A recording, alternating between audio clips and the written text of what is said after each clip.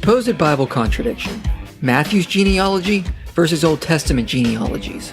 Matthew 1:17 reads, "So all the generations from Abraham to David were 14 generations, and from David to the deportation to Babylon, 14 generations, and from the deportation to Babylon to Christ, 14 generations." However, if you count the names Matthew lists, there is a problem. From Abraham to David there is 14, in the next set there is 14, but in the third set there is only 13.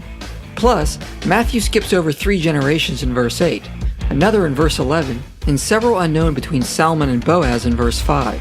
Thus the real total is over 45 generations from Abraham to Christ, not 42. So did Matthew make a mistake and contradict the genealogies of Kings and Chronicles?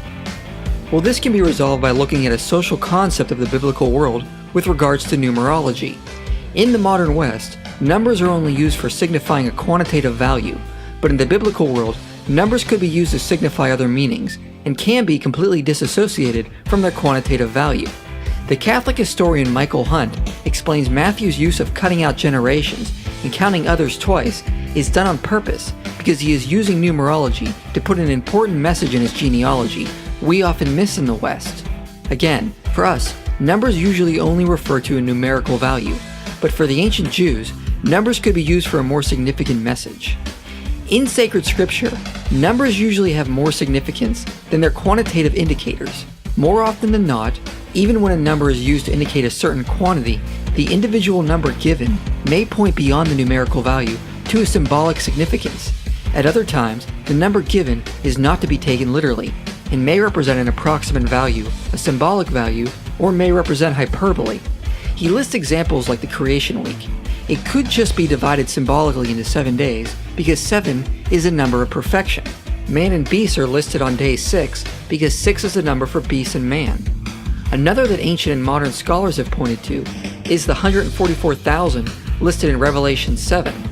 This is probably symbolic for the perfect redemption of man, not an actual future gathering. The number 666 for the beast in Revelation is symbolic as that is the gematria of Nero Caesar. So Matthew is also using numerology to give a message to his Jewish audience through his genealogy, which is why he is reorganizing the genealogy on purpose. He divides it into 3 sets of 14 by counting David twice, once before the kingdom was established and once after, 3 being another number of perfection and 14 being the number in gematria of King David. Add the 3 together, you get 42, which is the number used for God's sovereign plan unfolding. Also, if you were to count every name in the genealogy, the total would be 86. 8 is the number of salvation, 10 is the number of divine order, and 6 is the number of man. So in that, you have salvation times divine order through one man, who is the perfect heir to King David, which has been unfolded through the line of Abraham. Essentially, using numerology, that is what Matthew is saying, and why the genealogy was manipulated. Numerology was very important to the ancient Jews, and Matthew, wishing to impress his fellow Jewish readers, encoded a large amount into his gospel, especially in the opening. For a Jew of that time hearing this, there would have been no doubt as to who Matthew was claiming Jesus was.